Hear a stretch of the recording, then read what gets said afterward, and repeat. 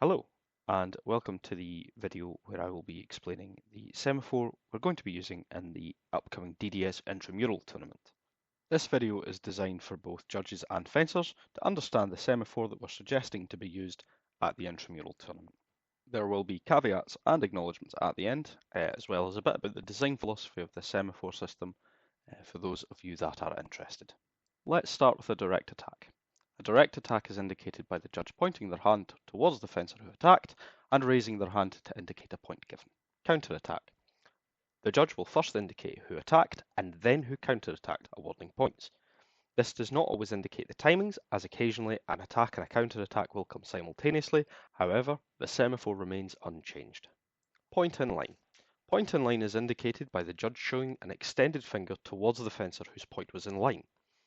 As given in this example, we have point in line, attack, and then points given to point in line.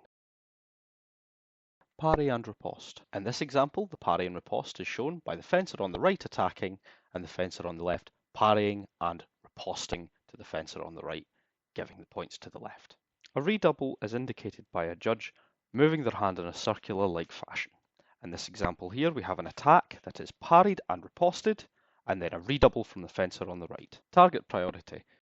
Target priority is indicated by a rising finger to the fencer with the highest target priority. In this instance, we have an attack and a counter-attack, but the counter-attack had higher priority, therefore was given the point.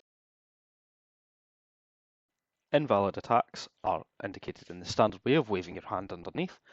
In this example here, we have an invalid initial attack, followed up by a counter-attack and points given to the counter-attack. Priority unclear. There will be occasions where it's too difficult for the judge to determine the priority.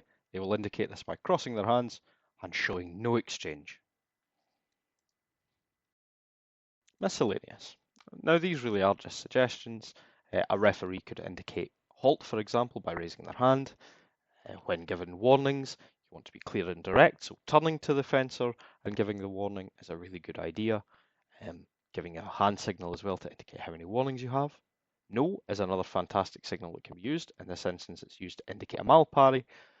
So the attack comes in and the parry is no good and it is thrown out. Examples. So here we have examples of semaphore being used at full speed. First we have just a direct attack, again indicating the direct attack and giving the point for it. Here we have target priority, where we have an attack and a counter-attack, but the counter-attack has a higher target priority and thus the point is given. This is a slightly more complicated exchange. We will see here that we have an attack that is parried and riposted, and we have a redouble from the fencer on the right, but it is of no quality. Therefore, the point is given to the fencer on the left. We have a point in line example, where the point in line is given. Despite the attack, the point in line takes priority. Here we have a mal parry, where the mal parry is indicated by a no, giving fencer on the right points. Here we have an example of how a warning may be given. So we have a clear warning given to the fencer for striking to the back of the head, and a point is given to the fencer on the left. Acknowledgements. So some of you may figure, if you watch sports fencing, that this is based vaguely off of the FIE semaphore that they use, but it has been modified to fit our tournament rule sets a bit closer. Semaphore is a fantastic tool that can be used by a judge to clearly indicate and communicate with fencers. This semaphore system that we have presented is merely a suggestion. We think it is an excellent suggestion. It was specifically designed to fit the rule set that we are using, so it has that in mind. Now, all the semaphore in the world doesn't mean anything if you don't also have clear verbal communication from a judge.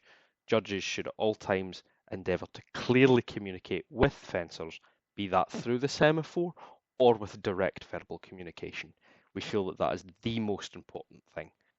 Thank you all very much for watching. I hope you enjoyed this video and I hope that you learned how to use the semaphore that we are presenting in the tournament. So we will see you on the 21st. Happy fencing.